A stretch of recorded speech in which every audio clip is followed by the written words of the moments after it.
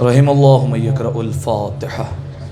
بسم اللہ الرحمن الرحیم الرحمن الرحیم مالک یوم الدین ایاک نعبد و ایاک نستعین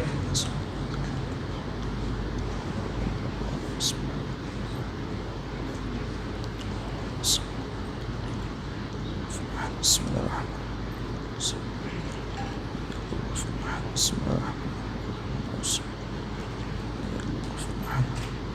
اللهم اغفر للمؤمنين والمؤمنات والمسلمين والمسلمات الأحياء منهم والأموات اللهم تابع بيننا وبينهم بالخيرات إنك مجيب الدعوات إنك على كل شيء قدير برحمتك يا أرحم الراحمين اللهم صل على محمد وآل محمد۔ اعوذ باللہ من الشیطان اللعین الرجیم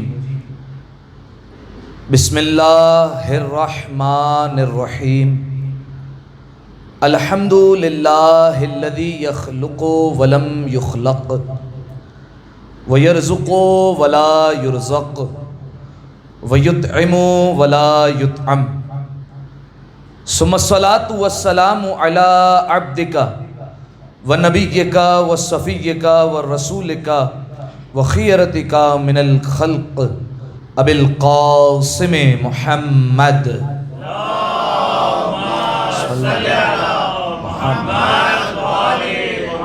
وعلی اہل بیتہ الطیبین الطاہرین المعصومین المظلومین سیما ابن عمہ علی علیہ السلام وهو النبأ العظیم والصراط المستقیم والقرآن الکلیم وهو الصدیق الاکبر والفاروق الاعظم وحبل اللہ المتین وامام المسلمین ووصی رسول رب العالمین واللعنۃ الدائمۃ علی اعدائہم اجمعین اما بعد فقد قال اللہ سبحانہ وتعالی فی محکم کتابہ المبین بسم اللہ الرحمن الرحیم انا اعطیناک الکوثر فصل لربک وانحر ان شانئک هو الابتر۔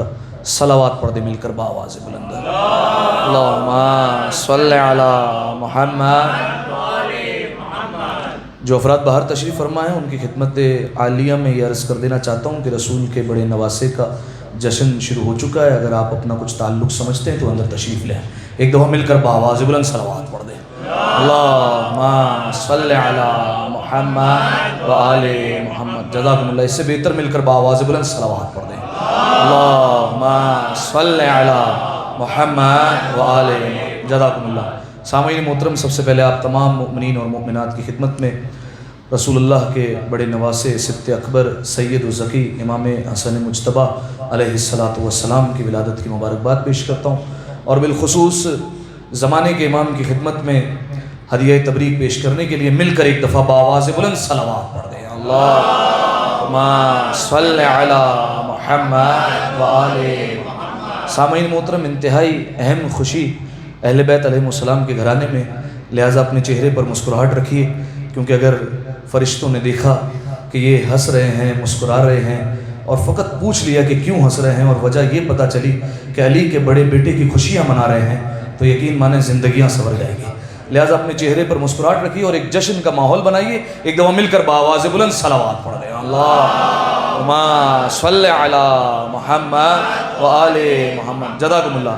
سامعین محترم، انتہائی اہم دن ہے اہل بیت علیہ السلام کے گھرانے میں، کیونکہ آج اس نواسے کی آمد ہے، رسول کے اس بیٹے کی آمد ہے جس نے رسول اللہ کو اب تری کے تانے سے بچایا ہے، اب تری کے تانے سے محفوظ کیا ہے۔ آپ جانتے ہیں جب رسول اللہ تبلیغ کے لیے نکلے اور تبلیغ کرنا شروع کی اور لوگوں کو بتایا کہ دیکھو حقیقی معبود کوئی اور ہے، تم کسی اور کو معبود سمجھتے ہو، تم جھوٹے خداؤں کے آگے سجدہ کرتے ہو، تو مشرکین مکہ کو بڑی تکلیف پہنچی۔ اچھا دیکھیے، تکلیف اس بات پر تھی کہ رسول اللہ ان کے خداؤں کو جھوٹا کہہ رہے تھے، انہیں محمد کے خدا کو خدا ماننے میں کوئی مسئلہ نہیں تھا، کیونکہ 360 بتوں کو تو پہلے سے ہی خدا مان رہے تھے، 360 بت تو پہلے ہی خانہ کعبہ میں پڑے ہوئے تھے، اگر ایک اور کو مان لیتے تو ان کا کیا چلے جاتا۔ ان کو تکلیف اس بات پہ تھی کہ محمد ساتھ میں یہ کہہ رہے تھے لا الہ الا اللہ، کوئی معبود نہیں سوائے اللہ کے، کیونکہ ان کے خدا کو جھوٹا کہا جا رہا تھا، لہٰذا انہیں تکلیف پہنچ رہی تھی، انہیں اذیت ہو رہی تھی کہ محمد ہمارے خدا کو جھوٹا کیوں کہہ رہا ہے۔ لہٰذا سامعین محترم، جب خدا کا انکار کر دیا گیا تو اب یہاں پر مشرکین مکہ نے یہ کوشش کی کہ کسی طریقے سے رسول اللہ کو اذیتیں پہنچائی جائے۔ کچھ اذیتیں جسمانی پہنچائی گئی، جیسے رسول اللہ کو پتھر مارے گئے، رسول اللہ کے گلے میں رسی ڈال کر جو ہے وہ کھینچا گیا رسول اللہ کو، اسی طریقے سے رسول اللہ پر گندگی آلائشیں پھینک دی جاتی تھی حالت نماز میں۔ تو یہ ساری کی ساری وہ اذیتیں تھیں جو حالت نماز میں یا حالت سفر میں رسول اللہ پر پہنچائی جاتی تھی، لیکن یہ ساری جسمانی اذیتیں تھیں۔ لیکن سامعین محترم، آپ جانتے ہیں جسم کا زخم بھر جاتا ہے، دل کا زخم نہیں بھرا کرتا۔ جو دل پر بات لگے وہ زخم بھرنا بڑا مشکل ہوتا ہے۔ جو تانا رسول اللہ کو دیا گیا وہ رسول اللہ کو بڑا اذیتناک لگا اور بڑی اذیت پہنچائی اس تانے نے۔ اور کیا تانا دیا رسول اللہ کو؟ کیا تانا دیا؟ ابتر کا تانا دیا۔ کیا مطلب ہے ابتر کا؟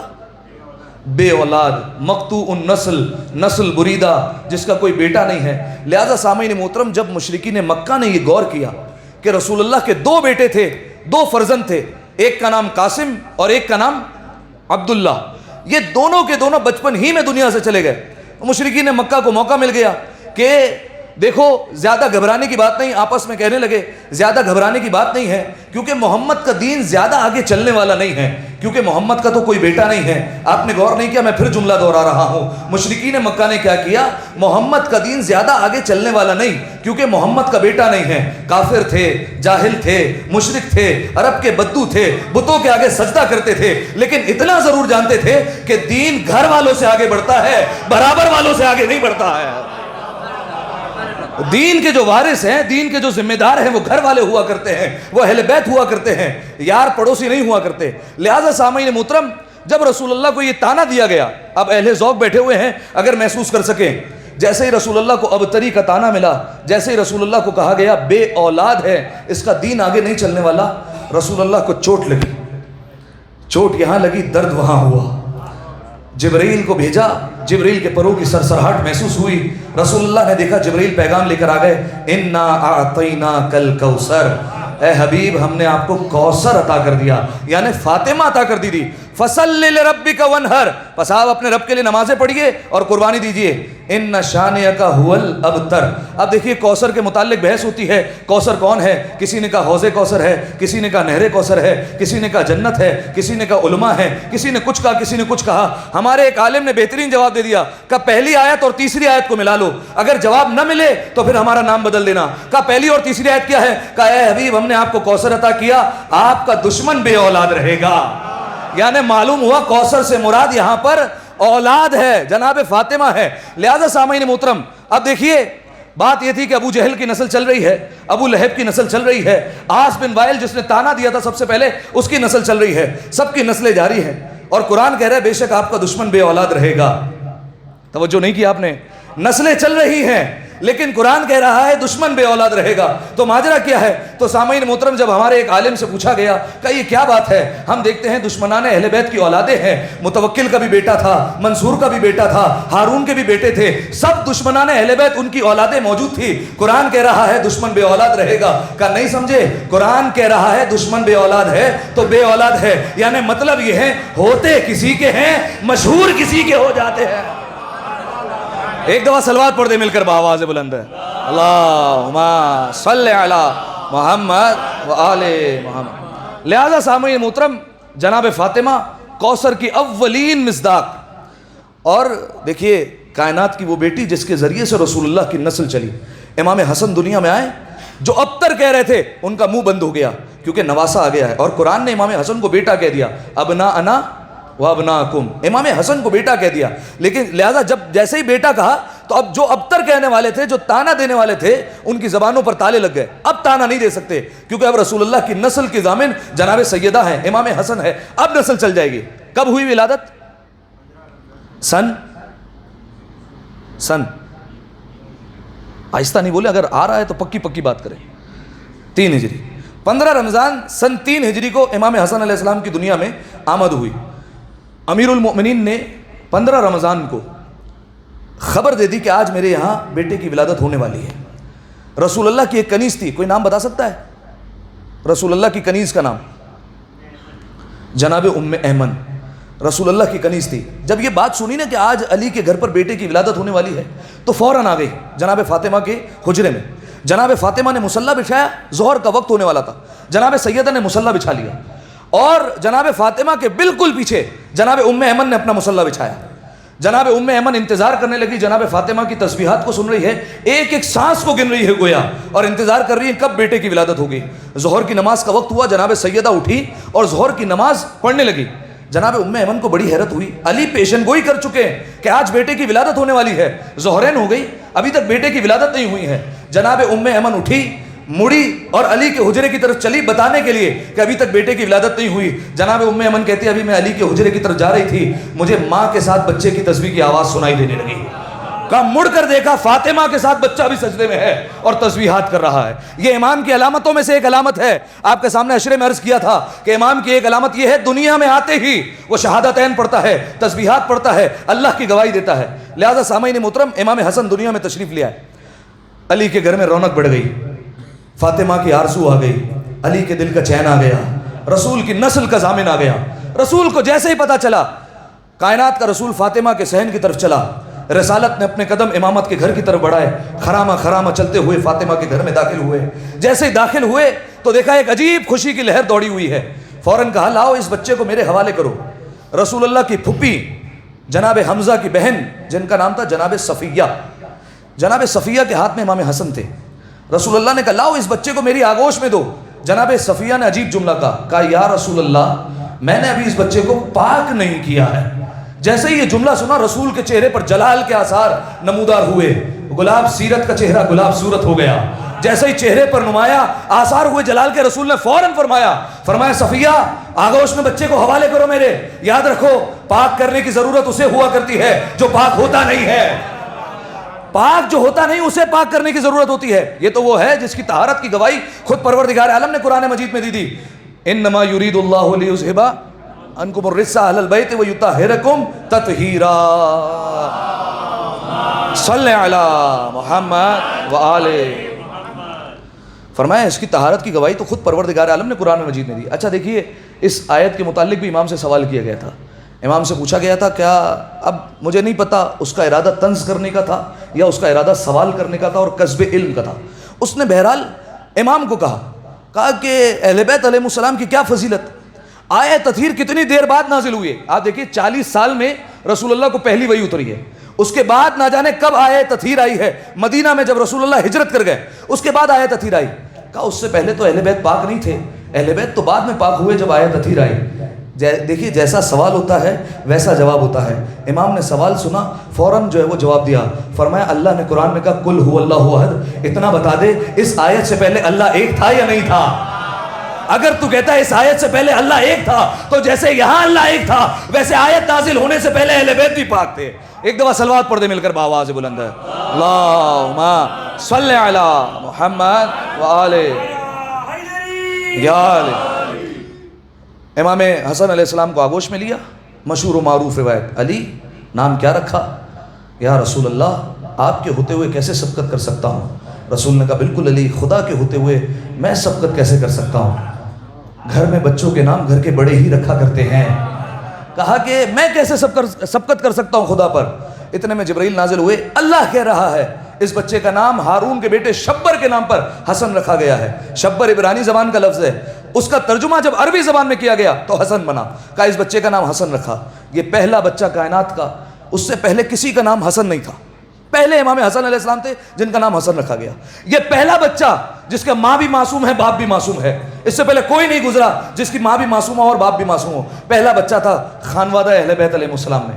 لہذا سامعین محترم, رسول اللہ کی پہلی غذا یعنی امام حسن علیہ السلام کو جو پہلی غذا دی گئی, رسول اللہ کی زبان مبارک امام حسن علیہ السلام کو چسائی گئی. امام حسن علیہ السلام پروان چڑھنے لگے. اور آپ جانتے ہیں, دیکھیے عام بچہ جتنا 1 سال میں پروان چڑھتا ہے, امام اتنا 1 مہینے میں پروان چڑھتا ہے. صحیح ہے, یہ روایت امام کی علامتوں میں سے ایک علامت ہے. جتنا عام بچہ 1 مہینے میں پروان چڑھتا ہے, امام 1 دن میں پروان چڑھا کرتا ہے. ٹھیک ہے, امام حسن علیہ السلام کا بچپنا گزرنے لگا. ایک وہ منزل آئی, پیغام کے لیے روایت عرض کر رہا ہوں, نماز جمعہ میں عرض کی تھی, پھر عرض کر رہا ہوں تاکہ پیغام جو نہیں آئے تھے ان تک بھی پہنچ جائے. امام حسن علیہ السلام مسجد جاتے تھے، جب واپس پلٹ کر آتے تھے تو کیا ہوتا تھا؟ جناب سیدہ پوچھتی تھی کیا ہوا آج مسجد میں، نانا نے کیا بتایا؟ تو امام حسن علیہ السلام سب بتایا کرتے تھے۔ جب ایک دن امام علی علیہ السلام آئے گھر پر تو جناب سیدہ نے فوراً کہا اے علی آج بابا نے مسجد میں یہ بتایا؟ تو امیر المومنین نے بظاہر حیرت زدہ ہو کر کہا فاطمہ آپ کو کیسے پتہ چلا؟ فرمایا اے علی مجھے میرے بڑے بیٹے حسن نے بتایا ہے، میرے شہزادے حسن نے بتایا۔ امیر المومنین کو انتہائی مسرت محسوس ہوئی، انتہائی خوشی ہوئی۔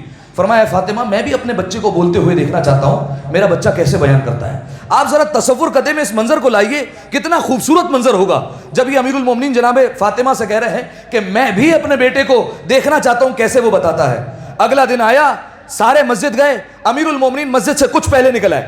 جیسے ہی نصیحتیں ختم ہوئی امیر المومنین سب سے پہلے گھر میں آ گئے اور گھر کے ایک گوشے میں کھڑے ہو گئے۔ اتنے میں امام حسن علیہ السلام آئے، جیسے ہی گھر میں پہنچے جناب سیدہ نے کہا میرے شہزادے اے میرے بیٹے ذرا یہ بتاؤ نانا جان نے آج مسجد میں کیا کہا؟ امام حسن علیہ السلام نے بولنا شروع کیا، جیسے ہی بتانا شروع کیا روزانہ جیسے بیان کرتے تھے آج وہ عادت نہیں ہے، جیسے روزانہ بولتے تھے آج ویسے نہیں بول رہے، آج زبان میں لکنت ہے، آج زبان میں روانی نہیں ہے، آج زبان لڑکھڑا رہی ہے، درمیان میں اٹک رہے ہیں، پھر بول رہے ہیں۔ اب امام حسن علیہ السلام کی علم کا اندازہ کیجئے، امام حسن علیہ السلام فوراً کہتے ہیں مادر گرامی نہ جانے کیا بات ہے، روزانہ تو ایسا نہیں ہوتا، روزانہ تو میں صحیح طرح بول لیتا ہوں، آج نہ جانے زبان کیوں لڑکھڑا رہی ہے؟ ایسا محسوس ہو رہا ہے کوئی میرا سردار مجھے سن رہا ہے، کوئی میرا سردار مجھے سن رہا ہے۔ یہ کہنا تھا امیر المومنین پردے سے باہر آ گئے، فوراً گلے لگایا، کہا خاندان رسالت کے بچے ایسے ہی ہوا کرتے ہیں، سینے لگا کر کہا سامعین محترم جناب فاطمہ نے پیغام دے دیا، کہا کہ جب تمہارے بچے کہیں پڑھنے جا رہے ہیں تو تمہاری ذمہ داری بنتی ہے کہ ان سے پوچھو کیا پڑھ کر آئے ہو، تم کیا سیکھ کر آئے ہو۔ اس سے دو باتیں ہوں گی، ایک بات تو یہ کہ اگر ماں باپ کو کوئی بات نہیں ہوگی تو ان کے علم میں بھی اضافہ ہوگا، دوسری بات اگر بچہ غلط کہہ رہا ہوگا تو ماں باپ اصلاح کر دیں گے کہ دیکھو ایسا نہیں ایسا تھا۔ یہ جناب فاطمہ کی سیرت تھی۔ یقین جانیے خدا کی قسم آج شیعہ گھرانے میں بچوں کا وہ معیار نہیں جو پہلے ہوا کرتا تھا۔ آج ویسے علم دین پر توجہ نہیں دی جاتی، علم دین کو حقیر سمجھ لیا گیا ہے، دبا دیا گیا ہے، علم دین کو کوئی اہمیت نہیں ہے علم دین کی، جیسے علم دین کی اہمیت پہلے ہوتی تھی۔ خدا کی قسم بزرگوں سے یہ جملے سنے ہیں، پرانے زمانے میں اگر مفتی کے سامنے شیعہ بچہ بھی آ جائے نا تو وہ گھبرا جاتا تھا کہ یہ بچہ شیعہ گھرانے کا ہے، یہ ہمیں چپ کروا دے گا۔ دلیل کے طور پر ایک واقعہ پیش کروں، علامہ مودودی اہل سنت کے بڑا نام ہے، بڑے عالم دین، ان کا ایک اسکول میں دورہ تھا، وزٹ کے لیے جا رہے تھے اسکول میں۔ تو آپ جانتے ہیں جب اسکول میں کوئی بڑا عالم آ رہا ہو تو پہلے سے ٹیچر بچوں کو ٹرین کر کے رکھتے ہیں، تمہیں یہ سوال کرنا ہے، تمہیں یہ سوال کرنا ہے، پہلے وہ ہاتھ اٹھائے گا پھر تم ہاتھ اٹھاؤ گے، پہلے وہ سوال کرے گا پھر تم سوال کرو گے، اس طریقے سے بچوں کو ٹرین کیا جاتا ہے کلاس میں۔ علامہ مودودی پہنچ گئے، جیسے ہی پہنچے تو اب طریقے کے مطابق ایک بچے نے ہاتھ اٹھایا، سوال کیا، علامہ مودودی نے جواب دیا، دوسرے بچے نے ہاتھ اٹھایا، علامہ مودودی نے جواب دیا۔ اب جب کچھ بچے سوال کر چکے تو ایک بچے نے پری پلانڈ بغیر کسی منصوبے کے ہاتھ اٹھا دیا، کہا میں سوال کرنا چاہتا ہوں۔ اب وہ ٹیچر آپ ذرا سوچیے کیا حالت ہوگی، ٹیچر نیچے کرو ہاتھ نیچے کرو، بچہ وہ ہے کہ ہاتھ اٹھائے رکھا، کہا نہیں مجھے تو سوال کرنا ہے۔ علامہ مودودی نے کہا مسئلہ نہیں پوچھنے دو، بچے نے فوراً سوال کیا اور سوال کے فوراً بعد علامہ مودودی کا اگر جواب پہنچ گیا تو میری محنت تمام ہو گئی۔ بچے نے کہا علامہ صاحب مجھے یہ بتائیے اس وقت اللہ کیا کر رہا ہے؟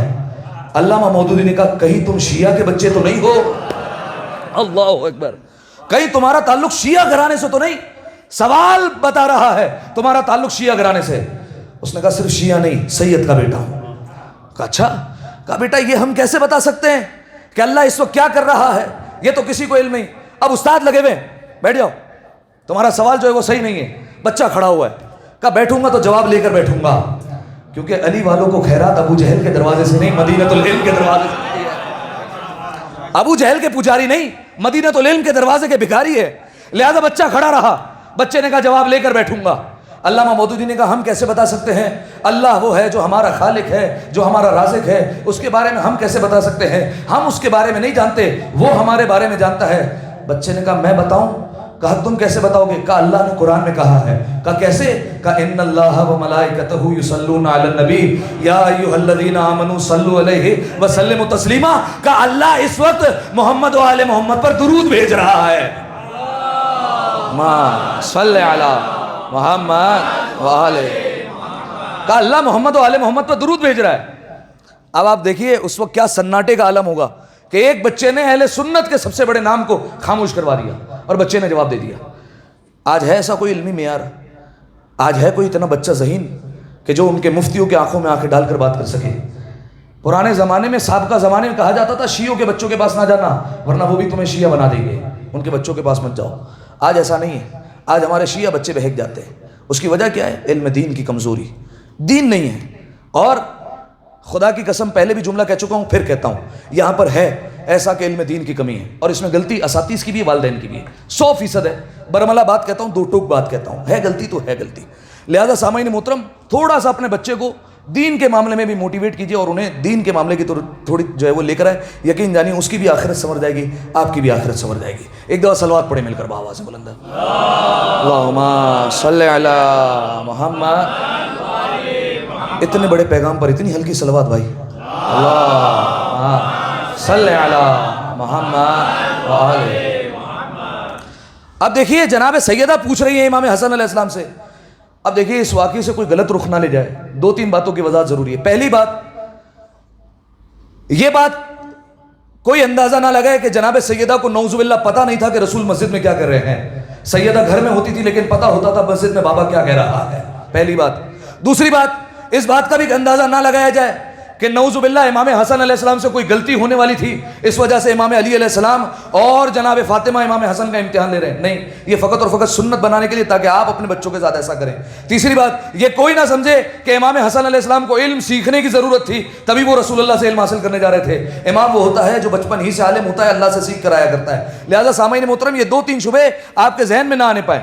تو سامعین محترم، یہ امام حسن علیہ السلام کے بچپن میں علم کا معیار تھا، ٹھیک ہے؟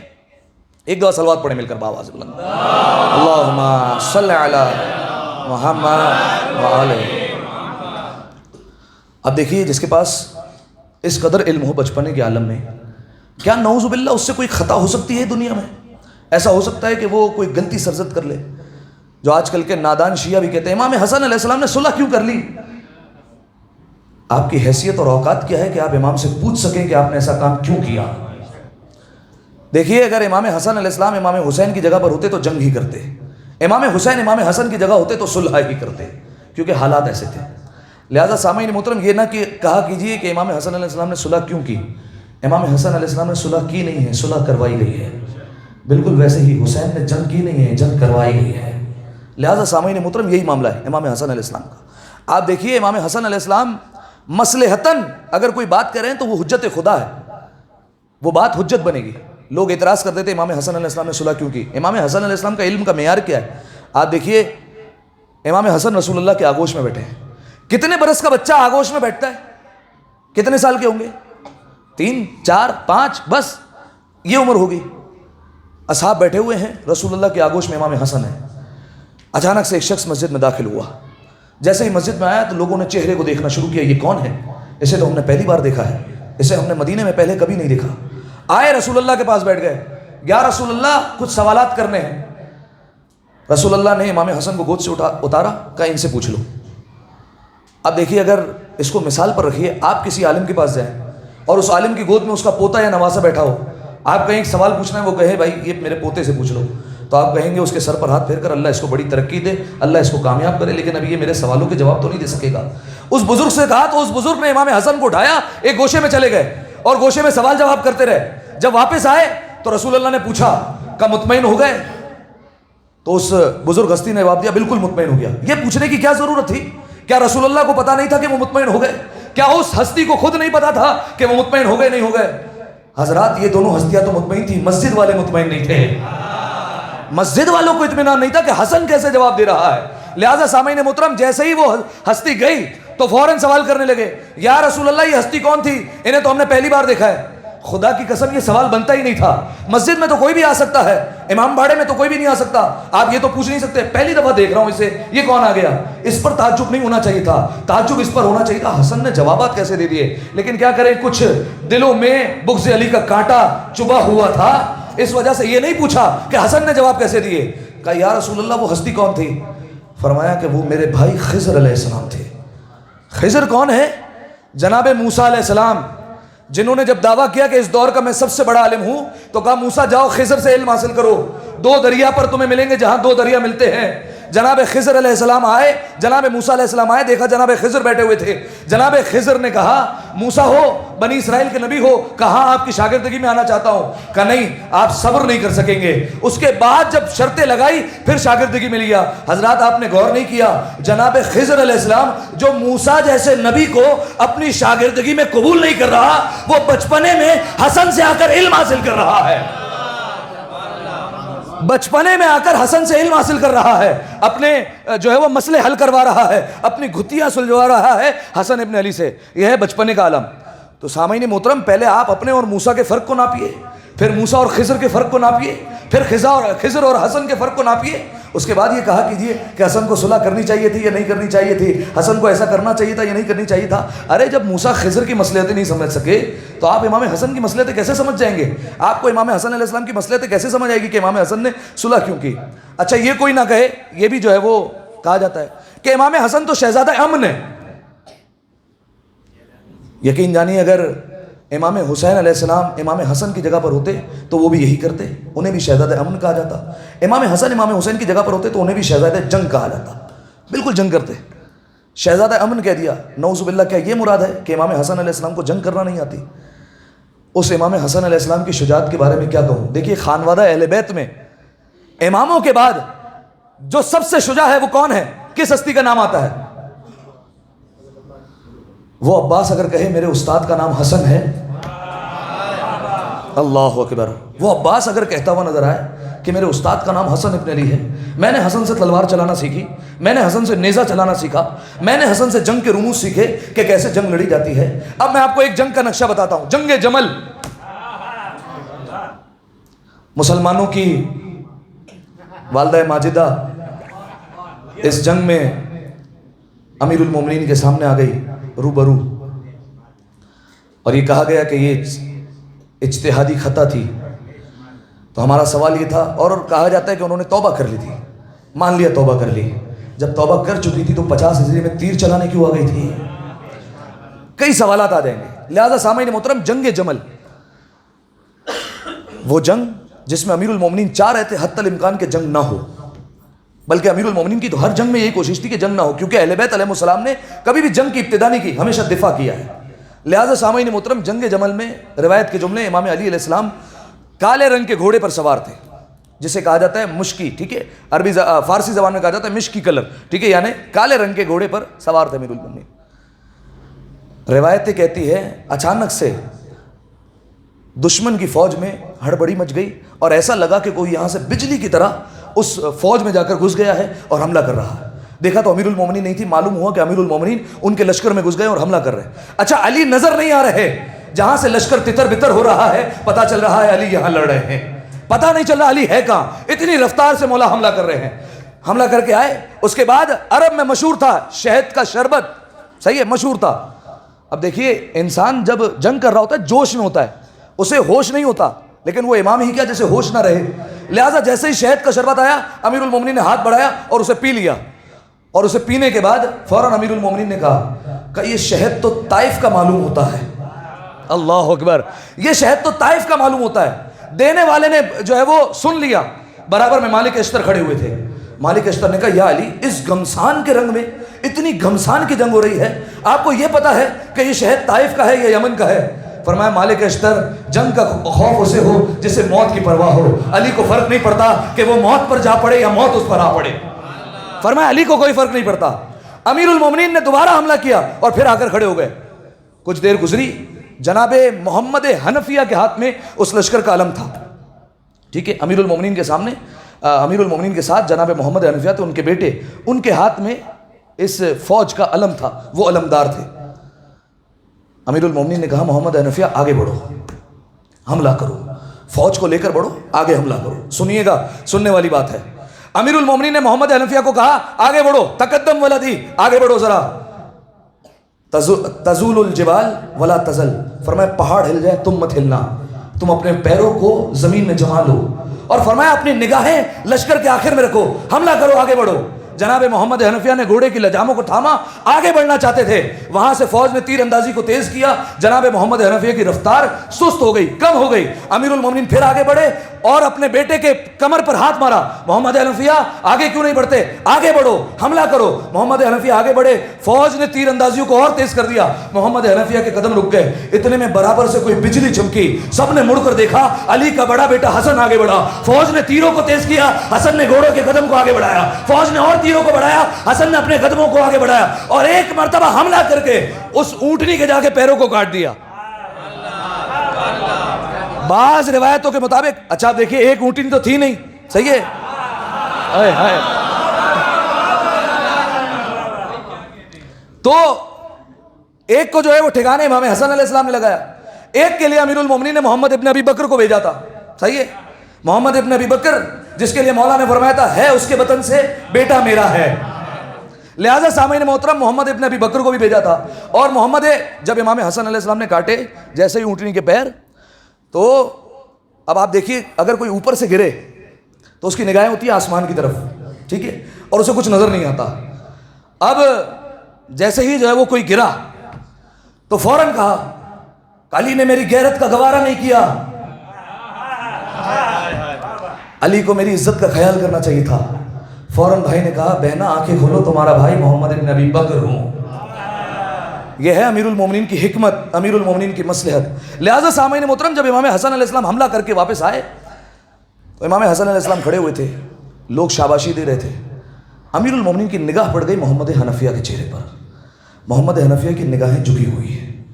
امیر المومنین نے کہا محمد حنفیہ سہمے سہمے اپنی نگاہوں کو اٹھایا جیسے شرمندہ ہے۔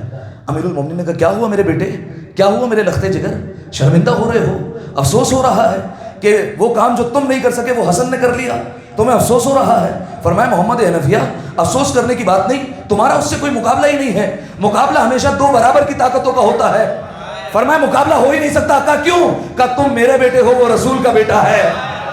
فرمایا مقابلہ ہی نہیں ہو سکتا۔ یہ ہے سامعین محترم، امیر المومنین نے یہ نہیں کہا وہ میرا بڑا بیٹا ہے، فرمایا یہ رسول کا بیٹا ہے، تم میرے بیٹے ہو۔ لہٰذا سامعین محترم جو حسن اتنا شجاع ہو، کیا نعوذ باللہ اس کے متعلق یہ کہا جائے گا کہ اسے تلوار چلانے کا خوف تھا اس لیے اس نے صلح کر لی؟ نہیں سامعین محترم، حالات ایسے تھے۔ جب امیر المومنین کی شہادت ہوئی، امیر المومنین اس دنیا سے گئے تو امام حسن نے خطبہ دیا۔ جیسے ہی خطبہ دیا لوگوں نے آ کر امام حسن کے ہاتھوں پر بیعت کر لی۔ جب امام حسن کے ہاتھوں پر بیعت کی اور شام والے کو پتہ چلا کہ حکومت قائم ہو گئی اور لوگوں نے بیعت کر لی حسن کی اور اب حکومت حسن کی ہے، لہذا اس نے لشکر تیار کیا، غالباً 90,000 کا لشکر یا اس طریقے سے لشکر تیار کیا اور عراق کی طرف بھیجا، کیونکہ امام حسن کوفے میں تھے، امیر المومنین کی شہادت کوفے میں ہوئی ہے، لہذا اس نے لشکر کو بھیجا تاکہ عراق کو زیر کر سکے، ختم کر سکے۔ امام حسن علیہ السلام نے بھی لشکر تیار کیا، لیکن جب امام حسن علیہ السلام نے حالات دیکھے کہ اپنے ہی اصحاب ساتھ نہیں ہیں تو امام حسن علیہ السلام نے صلح کا ارادہ کیا۔ جب صلح کا ارادہ کیا تو وہ جو لوگ جو اپنے ساتھ تھے پہلے وہ بھی مخالف ہو گئے، کہ یہ تو آپ اپنے بابا کی طرح نعوذ باللہ گمراہ ہو گئے ہیں، اس طریقے کی باتیں کرنے لگے۔ کہا آپ اپنے بابا کی طرح گمراہ ہو گئے ہیں، آپ کو پتہ نہیں فیصلہ کیسے کیا جاتا ہے، اس طریقے سے امام حسن کو باتیں کی گئی۔ کتنے لوگ جو امام حسن علیہ السلام کے پاس رہ گئے تھے انہیں شام والے نے دینار دے کر خرید لیا، کبھی کسی کے تکیے کے نیچے دینار رکھ دیے، کبھی کسی کے بستر کے نیچے رکھ دیے، کبھی کسی کے جان نماز کے نیچے دینار رکھ دیے، اور اس طریقے سے ان کو خرید لیا۔ آخر میں امام حسن علیہ السلام کے پاس چند مخلص صحابی، اور اب آپ ذرا سوچیے جو اپنے ساتھ تھے پہلے ان کی حالت تھی کہ امام حسن علیہ السلام کی حالت نماز میں مصلی کھینچ لیا کہ حسن نماز نہیں پڑھیں گے، حسن کو صلح کرنے کا کوئی حق نہیں ہے، حسن جو ہے وہ واپس چلیں، جنگ نہیں ہوگی، اس طریقے سے جو ہے وہ باتیں ہونے لگی۔ امام حسن علیہ السلام نے کہا کہ میں صلح کرنے کے لیے تیار ہوں۔ امام حسن نے کہا مجھے فوج کی مرضی نہیں، میرے پروردگار کی مرضی چاہیے۔ اگر یقین جانیے علماء نے اس بات کو لکھا اگر امام حسن علیہ السلام اس وقت جنگ کر لیتے آج دنیا میں ایک بھی شیعہ باقی نہ رہتا، ختم ہو جاتا اسلام۔ امام حسن علیہ السلام، اب یہ دیکھیے بہرحال سیاسی پہلو ہے، انشاءاللہ کبھی اور جو ہے وہ آپ کے سامنے عرض کروں گا۔ امام حسن علیہ السلام نے کہا صلح کر لے، اس نے جو ہے وہ کاغذ خالی اس کے نیچے دستخط کر کے بھجوا دیا، توجہ رکھیے گا، دستخط کر کے امام حسن کے پاس پہنچ گیا۔ شرطیں کس کو لکھنی ہیں؟ امام حسن کو۔ یاد رکھیے گا شرطیں وہی منواتا ہے جس کا وزن زیادہ ہوا کرتا ہے، شرطیں وہی منواتا ہے ہمیشہ۔ امام حسن علیہ السلام نے اس دستخط شدہ کاغذ پر پہلے تو یہ کہا میں اس کاغذ کو قبول نہیں کرتا۔ کیوں؟ فرمایا مجھے پتا ہے یہ خاندان ہی سارا دھوکے باز ہے، مجھے پتا ہے یہ پھر جائے گا اپنی بات سے، میری باتوں کو نہیں مانے گا۔ لیکن جب مجبور کیا گیا تو امام حسن علیہ السلام نے صلح کی شرائط لکھنا شروع کی، اور پہلی شرائط اگر آپ سمجھ گئے، پہلی شرائط فرمایا آج کے بعد وہ شام والا قرآن اور رسول کی سنت پر عمل کرے گا۔ نہیں سمجھے آپ؟ آج کے بعد یعنی اب تک عمل نہیں کر رہا تھا. امام حسن نے کہا آج کے بعد قرآن اور سنت پر عمل کرے گا.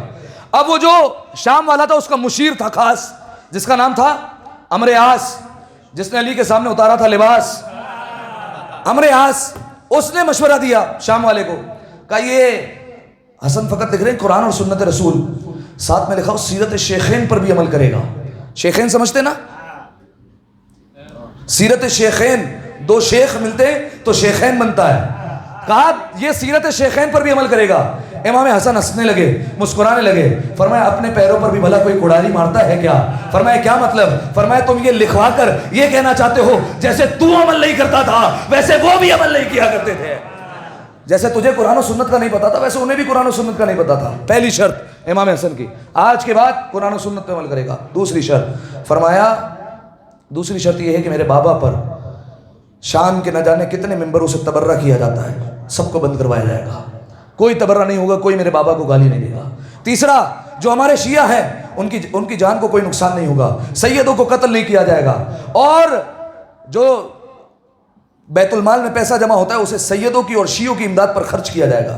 اگر امام حسن علیہ السلام نے ایک اور شرط کی, اگر حسن ابن علی پہلے اس دنیا سے چلے گئے تو میرے مرنے کے بعد یہ اقتدار حسین کے پاس آئے گا, اور اگر وہ پہلے چلا گیا تو اقتدار میرے پاس آئے گا اور میں حسین کے حوالے کروں گا.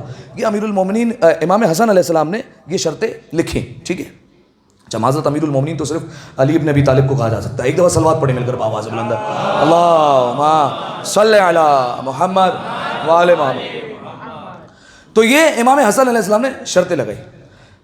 جب اس کے پاس یہ شرطیں پہنچی تو اس نے پہلے تو یہ کہا میں ساری شرطوں کو قبول کرتا ہوں اور مجھے کوئی مسئلہ نہیں. لیکن اس کے بعد جب حکومت قائم ہو گئی اس کی, دیکھیے امام حسن علیہ السلام نے صلح کی کیونکہ امام حسن علیہ السلام سے سوال حکومت کا تھا. حسین نے جنگ اس لیے کی کیونکہ سوال بیعت کا تھا.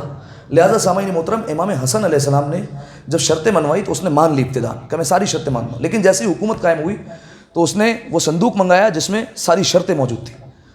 اس شرط نامے کو اٹھایا اور اسے پھاڑ کر اپنے قدموں کے تلے رون دیا اور کہا میں ان شرطوں کو نہیں مانتا, اور ساری شرطیں پامال کر دی.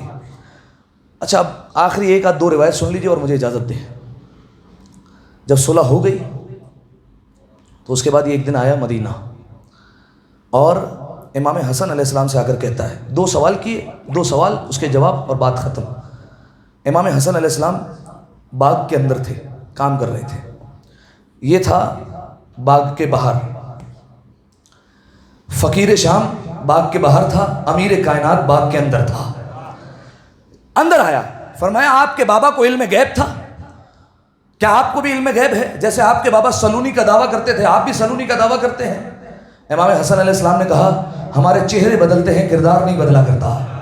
فرمایا ہم ویسے ہی سوالوں کے جواب دے سکتے ہیں. اس نے کہا اچھا حسن, یہ جو آپ کے سر کے اوپر درخت ہے ذرا بتائیں گے اس میں کتنی کھجوریں ہیں؟ ذرا بتا سکتے ہیں آپ اس میں کتنی کھجوریں ہیں؟ یہ ویسا ہی سوال نہیں لگ رہا؟ یا علی میرے سر میں بال کتنے ہیں؟ ایسے بے تکے سوال ہوتے رہتے تھے. لہذا پوچھا اے حسن کیا بتا سکتے ہیں اس درخت میں کھجوریں کتنی ہیں؟ امام حسن علیہ السلام نے کہا 4001 کھجوریں ہیں. اس نے کہا کہ میں گنواؤں گا. امام نے کہا گنوا لے. اس نے ساری کھجوروں کو اتروایا اور گنوانا شروع کیا. کھجوریں گنی جا رہی تھی, خلافت پریشان کھڑی تھی, امامت مطمئن کھڑی تھی.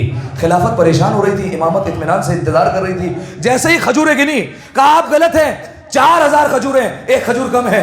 امام نے کہا جو اپنے ہاتھ میں چھپائی اسے بھی نکال.